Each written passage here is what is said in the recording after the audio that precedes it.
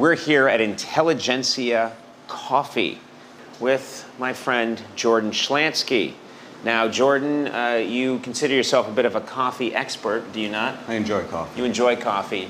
And you enjoy coffee to the point that you purchased, with show money, a espresso maker. Is that right? And had it placed near your office? It was a reasonable purchase. Reasonable purchase, but you didn't ask me first. It's not out of line with the normal status quo of the office. Did you ask me first? No. Anyway, we've established the point that Jordan stole from me and bought an espresso machine. That's how much he loves coffee. This gentleman right here is Sam. Is that right, Sam? Yep. Sam, good to see you. Yeah, right. What does intelligentsia mean? Is it an Italian word? It's an old political party during the wars. I see. Do you know Italian? It's not an Italian word. Okay. All right, but do you know what it means, intelligentsia? I was just told it was an old political party during the war.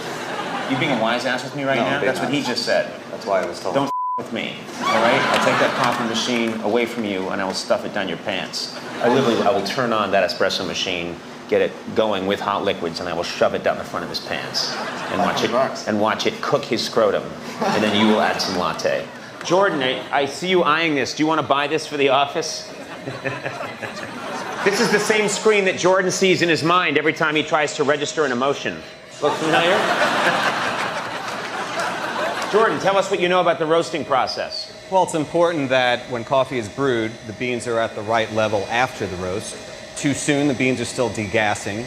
Too late, the beans have become stale. I degassed about 3 minutes ago. I love this. That's my favorite label that I've seen in a long time. I don't know if you can see that. Bean probe.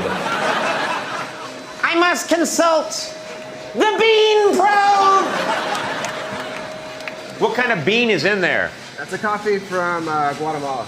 That's a Guatemalan bean. You like a Guatemalan bean? I expect it's 100% Arabica. That's the trend today in most modern coffee shops, although traditionally speaking, the espresso in Italy was a combination of Arabica and Robusta. And the problem with single origin is that often there's one flavor profile. So, for your perfect cup of coffee, Jordan, what do you want to taste? Yeah, what's your perfect cup of coffee? My underlying flavor profile is chocolate. Isn't that called cocoa? Isn't that what kids drink? Why don't you just have a cup of cocoa in the morning? What you're saying is not logically sound. I'm Why? talking about a flavor profile of chocolate within coffee. How do you like your meat? Medium rare to rare. See? So, for coffee, a lighter roast is essentially a more medium rare than a well done. I don't agree with that analogy. You're disagreeing with the coffee expert? Coffee is like black truffles. Its true flavor comes out only through heat. Hold me back. Kill you! Kill you! Take it back! Look at it. It's perfect.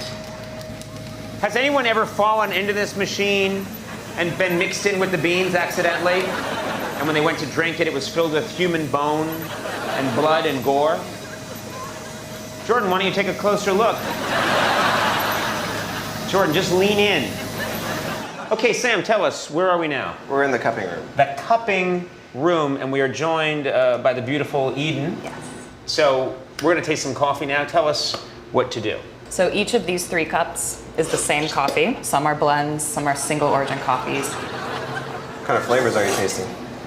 I'm getting coffee on this side of my mouth. And over here, I'm getting more coffee. And on the front, I'm picking up strong hints of coffee. What are you getting, Jordan? A is fruitier. Are you getting a Guava. mango? Getting a guava? Mango, papaya. What else? Papaya. Papaya? How are you getting papaya? I'm definitely not getting papaya. And you're not getting papaya. You know what? You're having a small stroke. That's what's happening. We have to get you to the hospital within the month. I'm really not rooting for you to win. Do you have a standout favorite, either of you? I like earthy qualities of certain samples. I like fruitier qualities of other samples. Bet he does. Where do you guys stand on like putting a flavoring into the coffee? This is one that I enjoy. It's chocolate chip cookie. We put a lot of effort working with our producers, and then Sam does his wonderfulness roasting. So we typically find that the chocolate chip cookie overshadows the effort. This is my favorite right now. You see? I'm getting milk, and I'm getting chocolate chip cookie. Just try that, please. I'm not interested. Have a sip.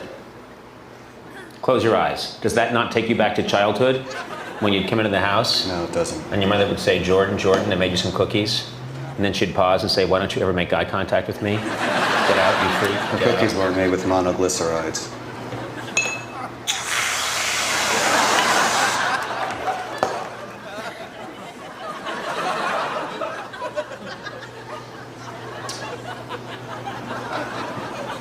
Is this your favorite? This might be my favorite yet. You know what? Hold on.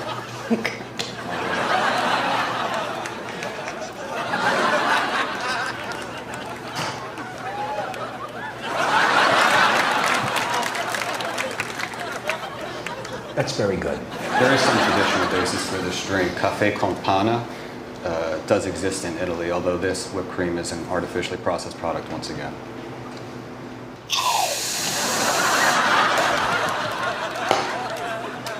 What were you saying? This is artificially processed and overly sweet. There are no qualities of the cream that come forward.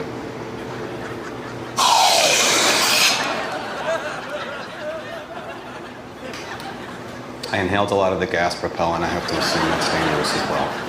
I think you'll be fine. It only affects, humans. You're good.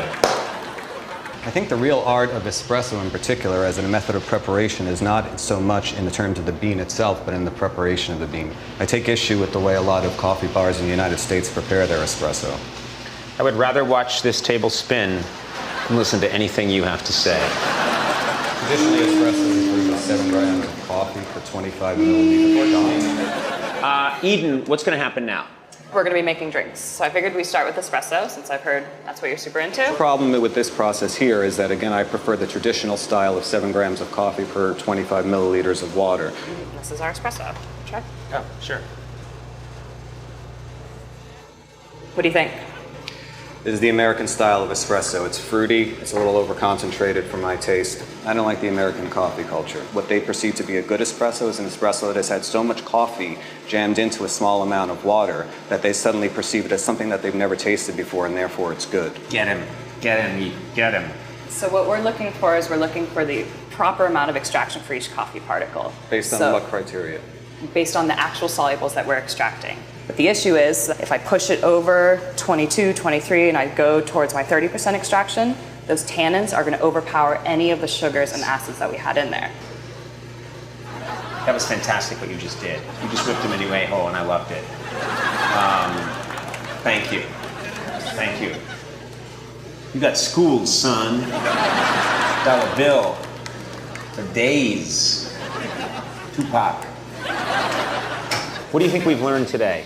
Have we learned anything? I think what we've learned is that coffee, like most of the sweetest things in life, is best enjoyed with people you care about. I'm gonna throw up.